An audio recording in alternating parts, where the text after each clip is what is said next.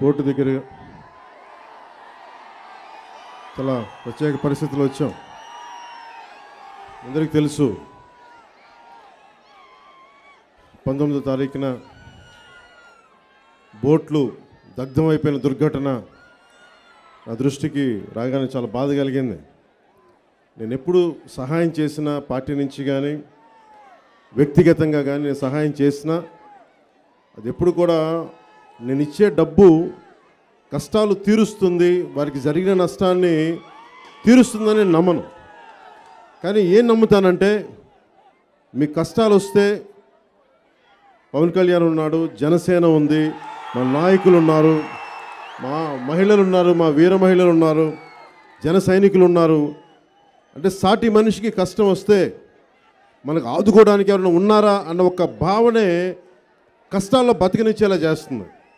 అంతేగాని నేను ఎప్పుడు ఇన్ని కోట్ల రూపాయలు కౌలు రైతులకు ఇచ్చినా, ఈ రోజున దాదాపు 30 లక్షల రూపాయలు మన మత్స్యకార సోదరులకు ఇచ్చినా దీని వెనక మీ కష్టాలు తీర్చేసేయను అని చెప్పను ఎప్పుడు.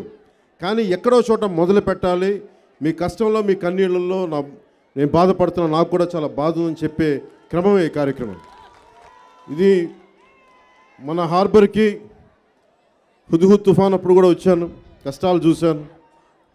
ఈ రోజున 1976లో ప్రారంభించిన ఈ హార్బర్ దాదాపు 700 మరబోట్లకి దాదాపు రోజున 5,000 మంది నుంచి 10,000 మంది పైచులకు వచ్చి బేరసారాలు జరిపే ఈ హార్బర్ ఇది. అలాగే ఇక్కడి నుంచి మన ఆంధ్రప్రదేశ్ నుంచి ముఖ్యంగా ఈ మత్స్య సంపద సముద్రం మీద నుంచి 16,000 కోట్ల రూపాయల మత్స్య సంపద మనం ప్రభుత్వ ఖజానాకి పోతా ఉంది. అంత డబ్బు సంపాదిస్తూ ఉన్నాం. 974 కిలోమీటర్ల తీర ప్రాంతం మంది. ఎప్పుడు కూడా ప్రతి పొలిటికల్ పార్టీ వచ్చినా ఇప్పుడున్న వైసీపీతో సహా నేను ఏ రోజున కూడా మిగతా పార్టీలాగా వైసీపీ లాగా నేను మిమ్మల్ని మత్స్యకారుల్ని కానీ ఎవరినైనా సరే నేను ఓట్ బ్యాంక్గా చూడలేదు.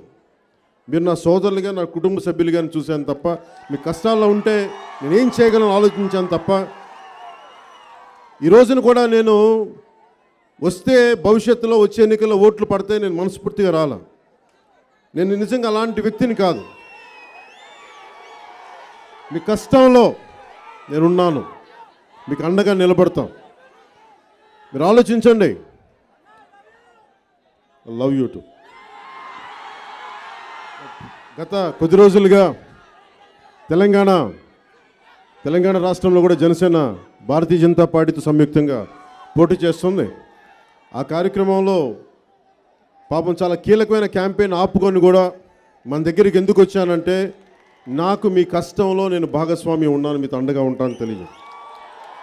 రోజున జరిగింది 16,000 కోట్ల రూపాయలు ఆదాయం సంపాదించే మనం మత్స్యకారులు రాష్ట్ర ఖజానాకి 974 కిలోమీటర్ల తీర ప్రాంతం ఉన్న మన ఆంధ్ర, ముఖ్యంగా మన హార్బర్లో 45 బోట్లు కాలిపోయి 25 కోట్ల నష్టం జరిగింది.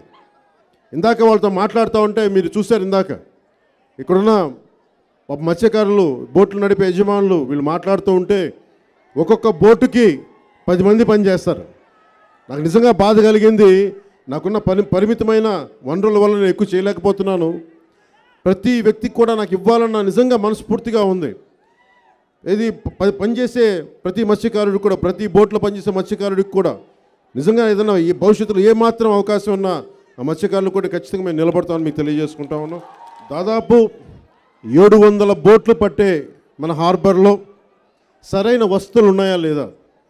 ఇందాక మాట్లాడుతూ ఉంటే అర్ధరాత్రి అంటే మత్స్యకారుల తాలూకు కష్టం నాకు తెలుసు. ఎంత ఒళ్ళుని ఛిద్రం చేసుకుంటే తప్ప సముద్రంలోకి వెళ్ళారు వేటకి. ఎంత కండబలం ఉండాలో, ఎంత గుండె బలం ఉండాలో మత్స్యకారుని చూస్తే నేర్చుకోవచ్చు.